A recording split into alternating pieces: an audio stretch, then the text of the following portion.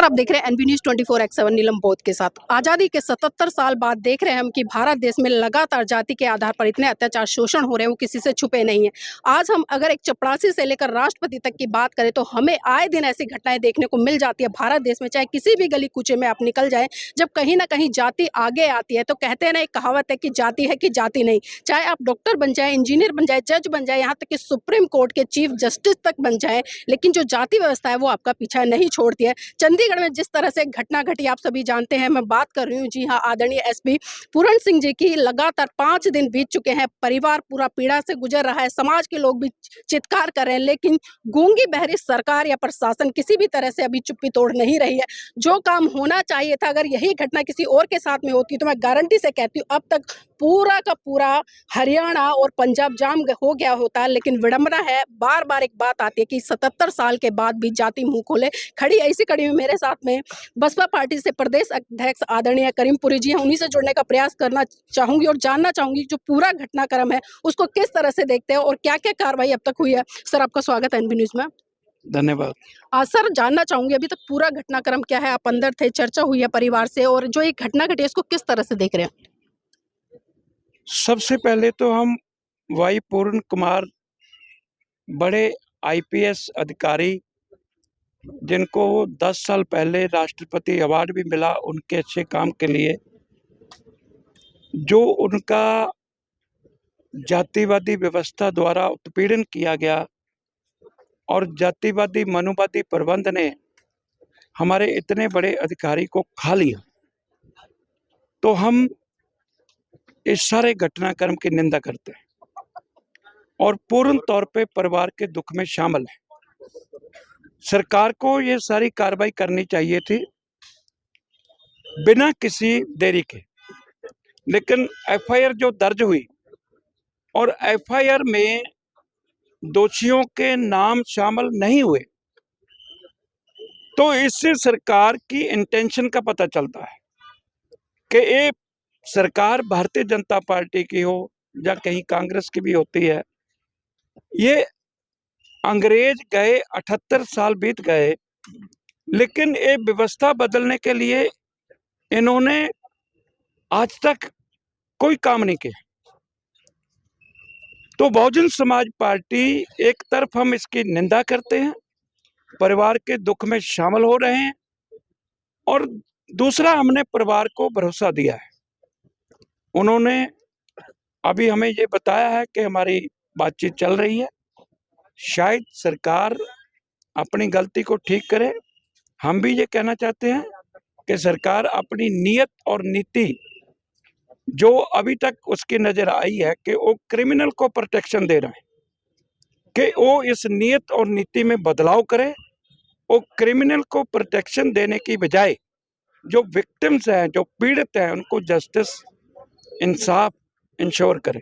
Sir, हम लगातार देख रहे हैं, सत्ता पक्ष हो या विपक्ष हो, तमाम पार्टियों के नेता यहाँ पर आ रहे हैं, आश्वासन देकर जा रहे हैं, लेकिन जो एक कार्रवाई होनी चाहिए थी वो कार्रवाई अब तक नहीं हो रही है, तो इसको किस तरह से देख रहे हैं। देखिए, मैं आपको बताऊं, मैंने कहा कि जब सुप्रीम कोर्ट का चीफ जस्टिस इस व्यवस्था में सुरक्षित नहीं है जी। तो एडीजी या गांव का कोई साधारण व्यक्ति कैसे सुरक्षित हो सकता है। इसका परमानेंट सलूशन तो व्यवस्था परिवर्तन है, मनुवादी व्यवस्था को बदलना, जो डॉक्टर अंबेडकर साहब कह के गए, साहब कांशीराम कह के गए, और पॉलिटिकली यूनाइट होना। देखो ना, अब कितना परिवार बड़ा है, उनके साथ हो रहा है, जिस परिवार में विधायक भी है। लेकिन सर, इसमें कुछ चीज़ें और निकल कर आ रही है, जिस तरह से हम देख रहे हैं, जो सोशल मीडिया है, मेन स्ट्रीम मीडिया हो, उस पर एक चर्चा बहुत ज़्यादा चली हुई है कि इतने बड़े पुलिस अधिकारी को जो थाने में कोई मंदिर बना हुआ है वहाँ भी नहीं घुसने दिया जाता, उसके ऊपर लगातार जाति सूचक शब्दों से संबोधित किया जाता है, तरह तरह की मानसिक प्रताड़ना दी जाती हैं। तो क्या जो एक व्यवस्था है, जो संवैधानिक व्यवस्था है और जिस लोकतंत्र की, जिस खूबसूरती की हम बात करते हैं, क्या आज वो सही मायने फलीभूत हो रही है। फिर पर्टिकुलर जो 77 साल पहले था आज़ादी के बाद, आज भी जो बहुजन समाज के लोग उनके साथ में ऐसा हो रहा है। देखिए, इस व्यवस्था में दो ही तरह के लोग हैं, एक है बेनिफिशियरी और एक है जिनका विक्टिमाइजेशन हो रहा है, विक्टिम्स। बहुजन समाज मनुवादी व्यवस्था में विक्टिम के रोल में है।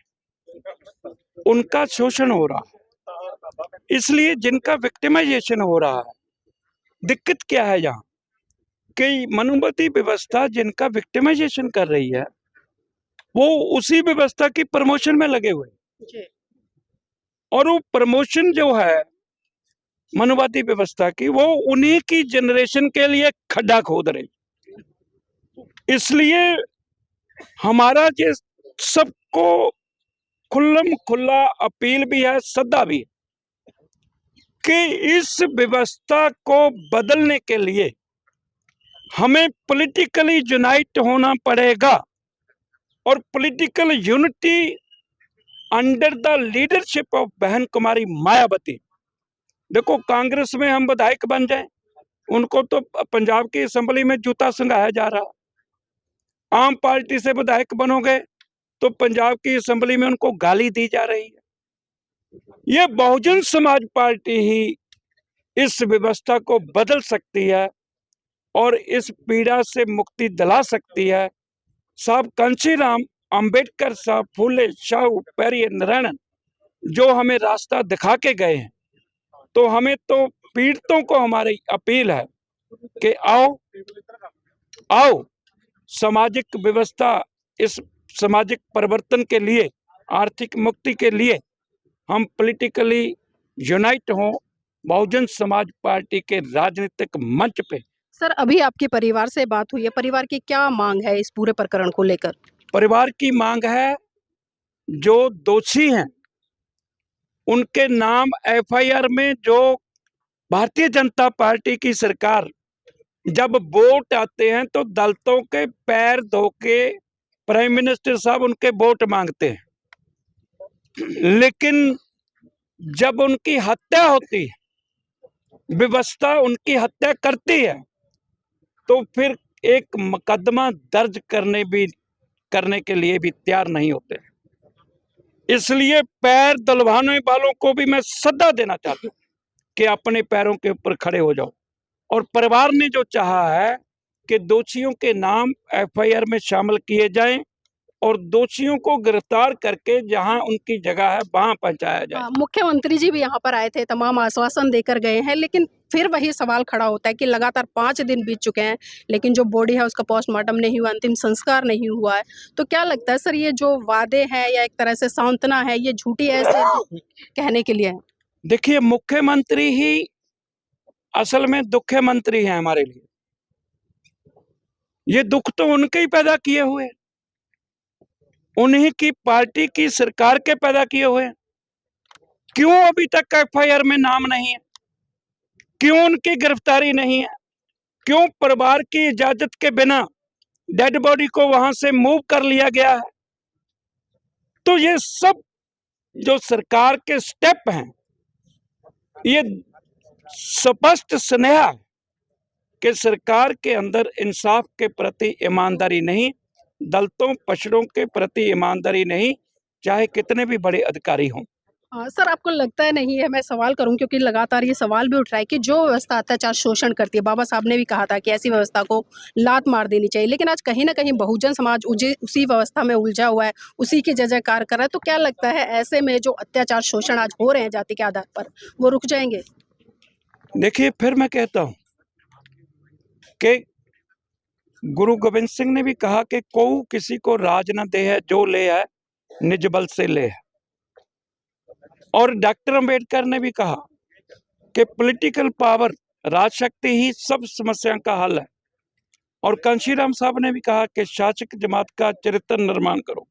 और बहन जी भी यही कह रही, सत्ता के बिना समाधान नहीं होगा। सत्ता के बिना अगर हम मनुवादियों की सत्ता का समर्थन करेंगे तो हमारा कोई समाधान नहीं हो।